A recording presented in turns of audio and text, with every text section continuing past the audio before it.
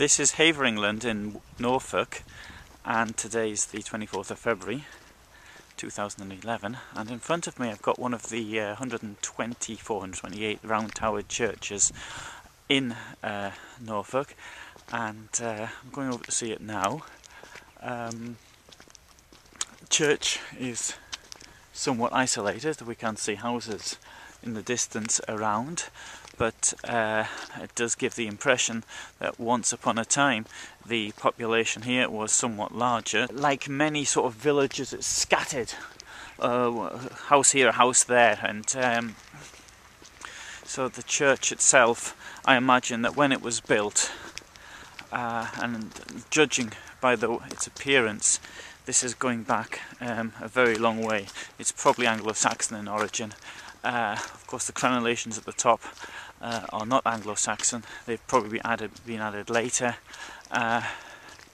Indeed, the main body itself of the church, judging from here, was much later. I need to point out that I am not very knowledgeable on architecture. That is not my subject, and so somebody may know much more than I.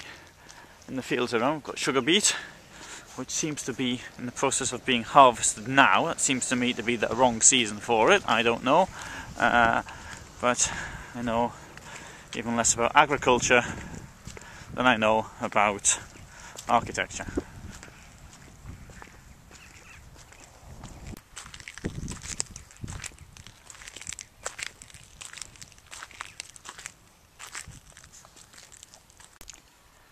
Now, right bang next to the church is a memorial here. Still got the plastic wrapper on it to the Swannington airfield. The airfield itself was opened in April 1944. It was closed in November 1947.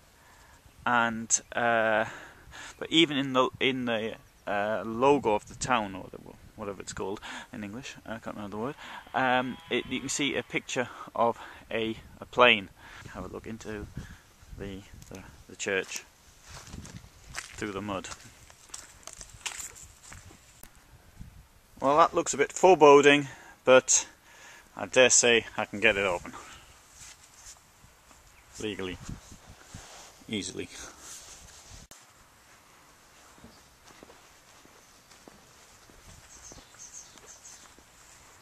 The mesh in front of the churches, which is not the first time I've seen them in Norfolk, is designed to prevent birds getting into the church. Oh, I need both hands. Unfortunately, I was unable to get into the church. The door's closed. But I'm able to walk on the outside. And the graveyard, well, mainly it's 20th century, well, it mightn't seem that from here. People around here seem to live a long time, and this part here seems to be more ancient. Let's see how old people are here. 1907, okay, so it's still 20th century. 1915.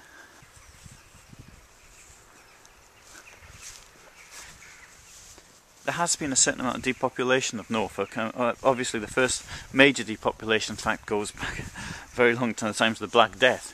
But historically, for example, the time of Domesday Book, which I think Norfolk could have been one of the most highly dense, the population highly dense in one of the British Isles, to time of the Black Death, when obviously everywhere dropped decidedly. But Norwich, from being, for example, the third or even second city in the British Isles, it became, by the 19th century, it was just a minor backwater.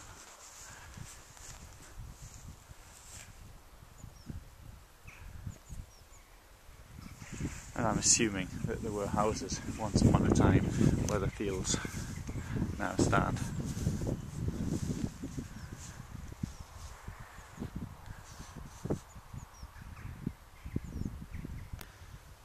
It's one of the oldest stones I've seen. So that's 1845. top is clearly quite modern, much more than the base. The reason for constructing these towers in flint in this shape is because flint doesn't really lend itself to difficult or 90-degree angles. It makes more sense to be round. Obviously construction techniques improved with time, so we have the rest of the church being built in that way. Of course it could actually just be flint cladded.